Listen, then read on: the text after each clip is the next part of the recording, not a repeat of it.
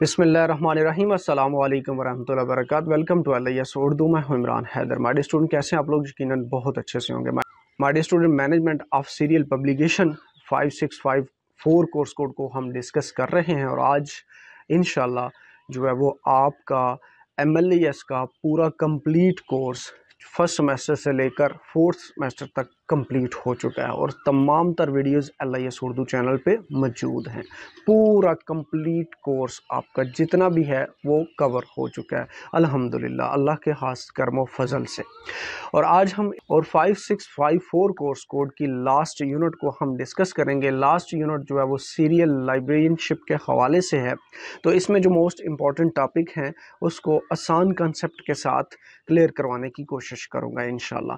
किसी किस्म का कोई भी मसला मसाइल हो, कोई चीज़ ऐसी हो जो आपको समझ ना आ रही हो, तो वो कमेंट्स में लाजमी मेंशन किया करें ताकि उस हवाले से भी आपको प्रॉपर जो है वो आगाह किया जाए। तो अपने पास एक बॉल पेन और नोटबुक लाजमी रखा करें ताकि जो पॉइंट नोट करने वाले हैं उनको आप साथ साथ पॉइंट को नोट करें, की पॉइंट बना लें और ये वीडियो कंप्लीट देखेंगे। की पॉइंट आपके पास होंगे तो आपको इस हवाले से जो भी कोई टॉपिक आएगा तो उस हवाले से उसको डिफ़ाइन करना जो है वो बहुत ही आसान हो जाएगा। और इस वीडियो को YouTube के ऊपर रहते हुए देखिएगा।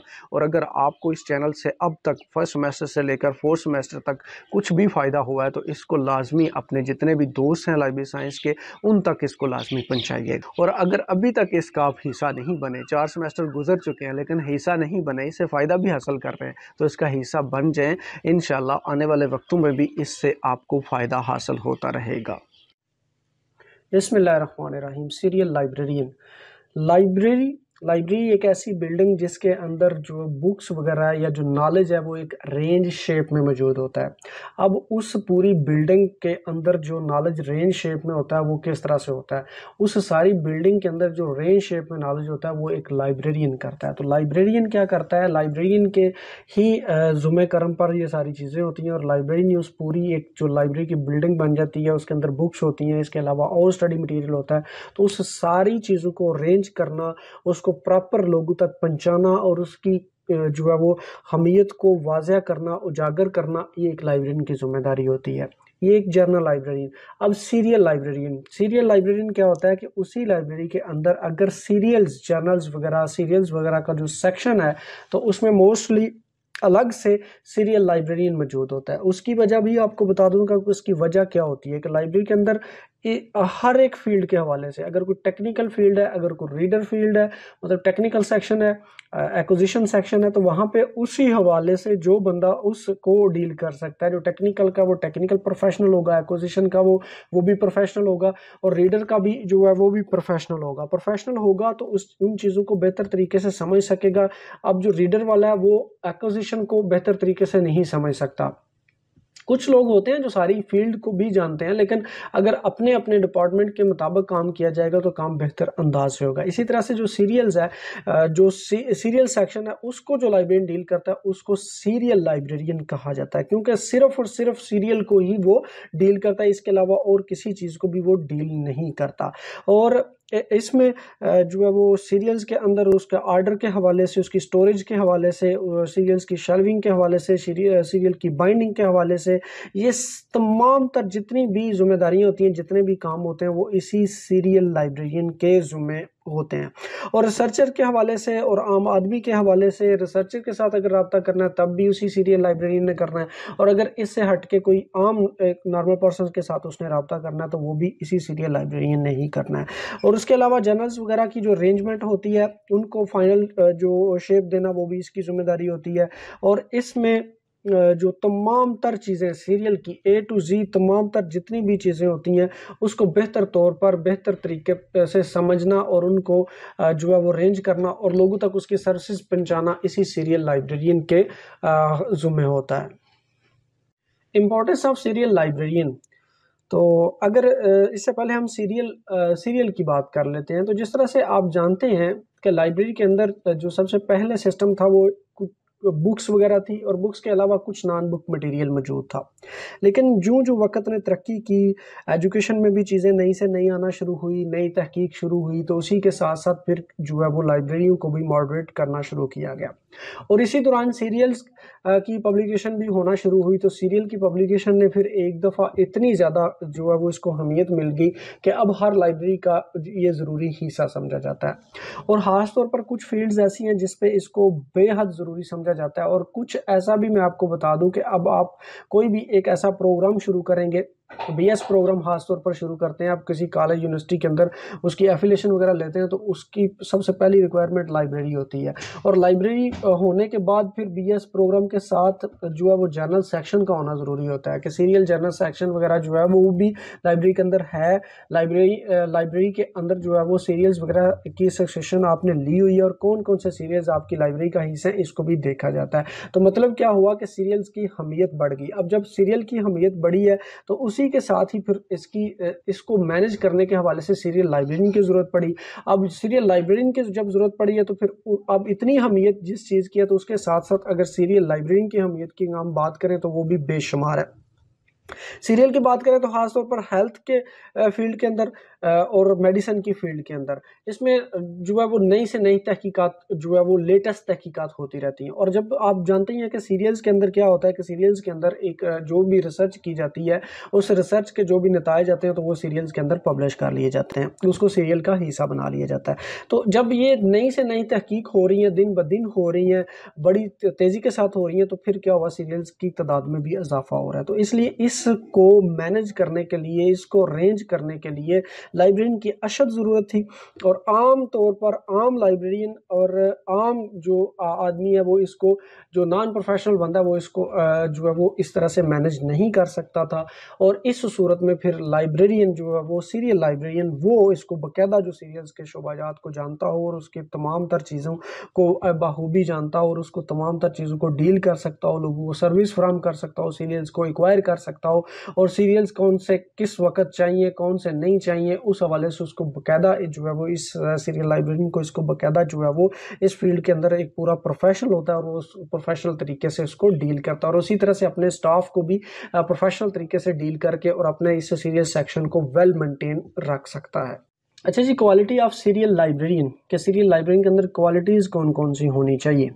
तो सबसे पहले तो ये है कि ज़ाहिर है ये एक आम लाइब्रेरियन से डिफरेंट सेक्शन है और इसकी बहुत ज़्यादा डिमांड है लाइब्रेरी के अंदर। और इसके लिए फिर ज़ाहिर है एक आम लाइब्रेरियन की निस्बत जो यहाँ पे एक सीरियल लाइब्रेरियन बैठा होगा तो उसका और उसका अगर कंपैरिजन करेंगे तो इसकी क्वालिटीज़ उससे बेहतर होनी चाहिए। वैसे ही ओवरऑल लाइब्रेरियन जितने भी हों, लाइब्रेरियन की क्वालिटीज़ बेहतर होनी चाहिए क्योंकि वो एक पूरी लाइब्रेरी को प्रेजेंट कर रहे होते हैं तो उसमें उनके पास अच्छी से अच्छी क्वालिटीज़ होनी चाहिए और बेहतर से बेहतर तरीके से वो चीज़ों को परफॉर्म करें।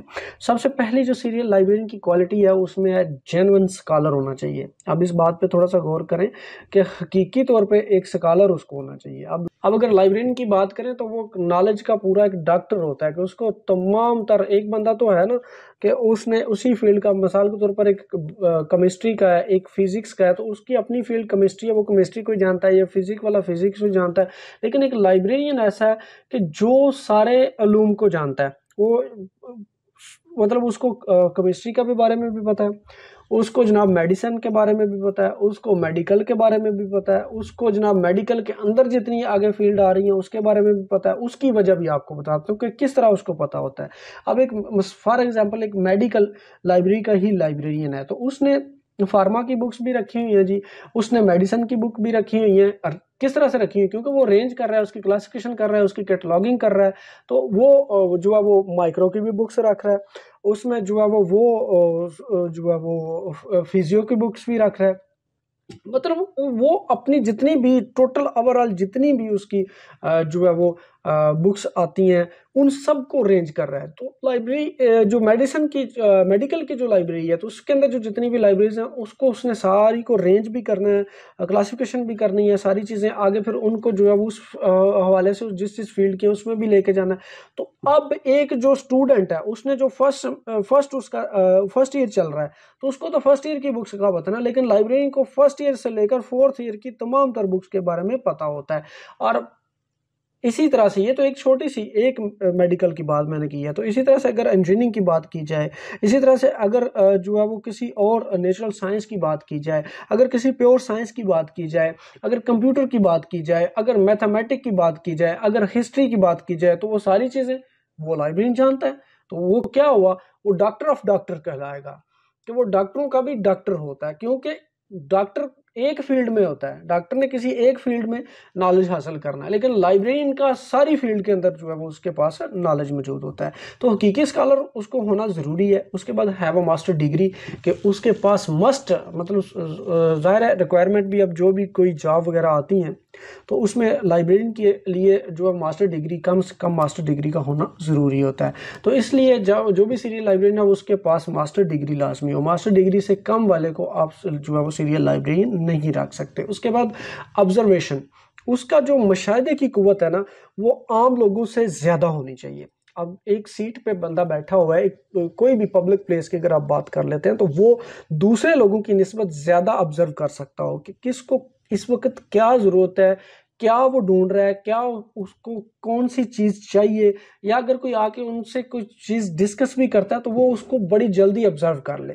तो ये क्वालिटी इसके अंदर होनी चाहिए। उसके बाद एनालिटिकल माइंड इसका होना चाहिए, कि किसी किस्म के मुआद के मतलब इसको जो है वो एनालिटिकल जो मतलब उसके हवाले से उसका तज्जिया कर सके, और तज्जिए के हवाले से जो भी तज्जिया करे वो एक ऑथेंटिक तज्जिया उसका हो, कि वो जो भी जो मतलब इसके पास बंदा आया उसको वो उस हवाले से इस तरह से तज्जिया पेश करे कि वो उससे पूरा मुतमिन हो जाए, और उसका जो मसला हो वो उसको मसले का हल मिल जाए। उसके बाद जजमेंट, फैसला करने की कुव्वत इसकी बहुत ज़्यादा तेज़ होनी चाहिए, कि फौरी तौर पर ये फैसला ले सके कि कौन सी चीज़ कर सकते हैं, कौन सी चीज़ नहीं कर सकते, कौन सी चीज़ हमारे पास अवेलेबल है, कौन सी अवेलेबल नहीं है, और कब तक अवेलेबल हो जाएगी, कब तक हम आपको सर्विस प्रोवाइड कर सकते हैं, कब तक नहीं कर सकते। इस हवाले से इसकी जजमेंट बहुत स्ट्रांग होनी चाहिए। गुड लाइब्रेरी हैंड, कि इसको अपने शुबा के हवाले से लाइब्रेरी के जितने भी काम है उसको एक पूरा इसके ऊपर जो है वो गिरफ्त होनी चाहिए। उसके बाद इंटेलेक्चुअली ऑनेस्ट होना चाहिए इसको। अब ऑनेस्ट बंदा जो है वो हर शुबे की ज़रूरत है। जिस भी शुबे में आप काम कर रहे हैं तो आपको ऑनेस्ट उस शुबे के साथ ऑनेस्ट होना चाहिए, बिल्कुल अपना पूरा 100% देना चाहिए, और अपने अदारे के साथ आपको ऑनेस्ट होना चाहिए। किसी किस्म की जो भी आपका ड्यूटी टाइम है उसके अंदर आप जितना बेहतर से बेहतर दिन ब दिन आए रोज़ हर रोज़ जितना बेहतर तरीके से आप उसमें परफॉर्म कर सकते हैं करें, और अपनी पूरी स्ट्रगल उसके अंदर लगा दें, ताकि किसी किस्म का उस अदारे के ऊपर जो है वो ये बात ना आए कि इस अदारे में इस तरह के लोग हैं। तो एक बंदे की गलती की वजह से पूरा अदारा बदनाम होता है। तो कहीं पे भी आप जब भी सर्व करें अपनी तरफ से पूरी तवज्जो के साथ, पूरे फोकस के साथ, पूरी ऑनेस्टी के साथ अपना जो है वो काम करें। बाकी अगर जो भी है वो सब कुछ अगर कोई आपके साथ बुरा करता है या जो कुछ भी करता है, क्योंकि हर अदारे के अंदर ये मामला होते हैं, लेकिन आप अपनी तरफ से ईमानदारी से काम करें, बाकी मामला जो है वो अपने अल्लाह पे छोड़ दें। तो इस तरह से अदारे की बेहतरी होती है और आप भी अपने तौर पे जो है वो मुतमिन होते हैं। अच्छा जी, आप duties of A serial librarian के सीरियल लाइब्रेरियन की ड्यूटीज़ क्या-क्या होती हैं? वो तो पहले तो थी क्वालिटीज़, कि ये क्वालिटीज़ अगर इस तरह की क्वालिटीज़ होंगी, ये जो क्वालिटीज़ होंगी तो उस बंदे को लाइब्रेरियन सीरियल लाइब्रेरियन हायर किया जाएगा, वरना अगर इस तरह की क्वालिटीज़ नहीं हैं तो फिर उनको जो है वो हायर नहीं किया जाएगा या लाइब्रेरियन नहीं रखा जाएगा, या अगर लाइब्रेरियन है भी सीरियल लाइब्रेरियन तो उसको अपने अंदर ये क्वालिटीज़ जो है वो प्रोड्यूस करनी पड़ेंगी। अब ड्यूटीज़ में सिलेक्शन ऑफ सीरियल्स, सबसे पहले इसकी ड्यूटीज़ है कि सिलेक्शन करनी है इसने सीरियल्स की। अब आपकी जो लाइब्रेरी है वो किस फील्ड के हवाले से कौन सा किस जो है वो कॉलेज यूनिवर्सिटी मतलब जिस भी इदारे के साथ वो अटैच है, तो उसको किस किस्म के सीरियल्स, उसमें किस किस्म के लोग, किस किस्म का जो उसमें जो एजुकेशन का कौन सी फील्ड उसमें है, तो उस हवाले से उसकी सिलेक्शन की जाएगी। अब जिस तरह से मैंने पहले बताया कि मेडिसन की है या मेडिकल की है या साइंस की है, तो उसमें जो भी जिस भी फील्ड की वो लाइब्रेरी है, जो भी जिस भी फील्ड के साथ वो लाइब्रेरी अटैच हो, तो उस हवाले से सीरियल्स की सिलेक्शन की जाए। ये ना हो कि सीरियल की सिलेक्शन वो कर दी जाए कि जो आपके जो यूज़र है, रिसर्चर वगैरह, तो उसको उससे कोई फ़ायदा ही ना हो। तो लिहाजा ये बड़ा ही अहम पॉइंट है और बड़ी अहम ड्यूटी और ज़िम्मेदारी है सीरियल की सिलेक्शन की। उसके बाद एक्विजिशन ऑफ सीरियल्स, जब सिलेक्शन हो जाएगी तो उसके बाद उसकी एक्विजिशनिंग की जाएगी। एक्विजिशन के बारे में आपको बता चुका हूँ कि एक्विजिशनिंग क्या होती है। लाइब्रेरी के अंदर एक्विजिशन डिपार्टमेंट एक ऐसा डिपार्टमेंट होता है जो जितना भी लाइब्रेरी का मवाद है वो एक्वायर करता है। तो एक्विजिशन ऑफ सीरियल्स में भी लाइब्रेरियन की ड्यूटी है और उसने अपने मटेरियल को जो है वो एक्वायर करना होता है। और जब एक्वायर हो जाता है तो प्रोसेसिंग ऑफ सीरियल्स, क्या अब उसकी प्रोसेसिंग होगी कि उसकी बाकायदा जो है वो कैटलॉगिंग, क्लासिफिकेशन, उसको बाकायदा अरेंज करना, उनको शेल्स के हवाले से उनको किस किस शेल्स में लगाना है, कहाँ पे लगाना है, क्या इसका डिस्प्ले होगा, ये सारी चीज़ें जो है वो उस पर प्रोसेस होने के बाद फिर आगे जो है वो इसको फॉरवर्ड किया जाएगा। मेंटेनिंग द रिकॉर्ड्स, अब रिकॉर्ड को मेंटेन करना कि कौन सा सीरियल हमारे पास आ रहा है, कौन सा नहीं आ रहा, कौन सा किस टाइम तक आना है और इसका क्या क्या टाइम है, कौन सा सीरियल जो है वो 3 माह बाद आएगा, कौन सा 6 मंथ बाद आएगा, कौन सा जो है वो एक ईयर बाद आएगा। तो कौन कौन से किस तरह से आ रहे हैं, कितना हमने ऑर्डर दिया था, कितना हम पे कर चुके हैं, किस से हम ले रहे हैं, किस से नहीं ले रहे, क्या कुछ हमारे पास मौजूद है, क्या कुछ हमारे पास नहीं है, वो एक ओवरऑल जितना भी रिकॉर्ड है उसको मेंटेन करना इसकी ड्यूटीज में शामिल होता है। उसके बाद प्रिपरेशन ऑफ बजट, अब बजट को भी रेडी करना, तो मतलब हम पूरे साल का एक बजट जो रेडी कर रहे हैं तो हमें इसमें कितने सीरियल्स वगैरह हम ले सकते हैं जो प्रॉपर जो है वो एक लाइब्रेरी ले रही है। जो आने वाले वक्तों में अगर हमें कुछ नए ऐड करने होंगे तो उसके लिए क्या लाएअमल एख्तियार किया जाएगा। तो इस हवाले से जो है वो एक पूरा बजट जो है वो बनाना वो भी इसी की ड्यूटीज़ में शामिल है। कंपाइलिंग रीडिंग लिस्ट, जितनी भी रीडिंग लिस्ट वगैरह हैं जो भी एक लाइब्रेरी के अंदर मौजूद हैं तो उनको कंपाइल करना, जहाँ जहाँ पे भी जिस भी जगह पे जोन सी फील्ड की वो कुछ लिस्ट अगर पड़ी हुई हैं कि इस किस्म का जो जर्नल्स है वो चाहिए या इस तरह के वो मटेरियल है या कुछ नया ये आ रहा है, कुछ ये पुराना पड़ा हुआ है, तो उन सारी जो लिस्ट वगैरह रीडिंग लिस्ट वगैरह है उनको कंपाइल कर देना। गाइडिंग स्टूडेंट्स, अब इसमें सिर्फ स्टूडेंट्स ही नहीं है, इसमें रिसर्चर्स भी हैं और आम यूज़र भी अगर कोई होता है तो उसको भी ये मतलब प्रॉपर गाइड करना कि कौन सा किस फील्ड के लिए पढ़ा हुआ है ये जर्नल, किस फील्ड के हवाले से, जो भी जिस फील्ड के हवाले से आके आपसे कुछ चीज़ें डिमांड करता है, पूछता है, तो आप उसको जो है वो प्रॉपर तरीके से गाइड करें। जी ये चीज़ आपके लिए, ये आपके लिए नहीं है, इसमें आपका मटेरियल होगा, इसमें आपका मटेरियल नहीं होगा। तो ये प्रॉपर चीज़ें जो है वो गाइड करना भी इसी की ड्यूटीज़ में शामिल है। कैटलॉगिंग क्लासिफिकेशन की अगर बात की जाए तो कैटलॉगिंग भी इसी ने करनी है, क्लासिफिकेशन भी इसी ने करनी है, इसी की ड्यूटीज़ में शामिल है। उसके बाद इंडेक्सिंग ऑफ आर्टिकल्स के, आर्टिकल्स जो भी जर्नल्स के अंदर आर्टिकल पब्लिश हो रहे हैं तो उनके इंडेक्स वगैरह रेडी करना, ये भी सीरियल लाइब्रेरियन की ड्यूटीज़ में शामिल है। हाँ जी, तो हमारे स्टूडेंट यकीनी तौर पर अब आपका ये यूनिट भी कवर हो चुका है, ये कंसेप्ट क्लियर हो चुके हैं। अगर कोई मसला मसाइल है, कोई ऐसी चीज़ है, कोई ऐसा पॉइंट है, कोई ऐसा टॉपिक है जो आपको समझ नहीं आया तो वो कमेंट्स में लाजमी मेंशन कीजिएगा। इंशाल्लाह उस हवाले से भी आपको प्रॉपर आगाह करने की कोशिश की जाएगी। अपना और अपने अहले खाना का बहुत सा ख्याल रखिएगा, मुझे भी अपनी दुआओं में हमेशा याद रखिएगा। अल्लाह हाफिज़। मेरे साथ मिलकर बोल दीजिए, पाकिस्तान हमेशा व जिंदाबाद।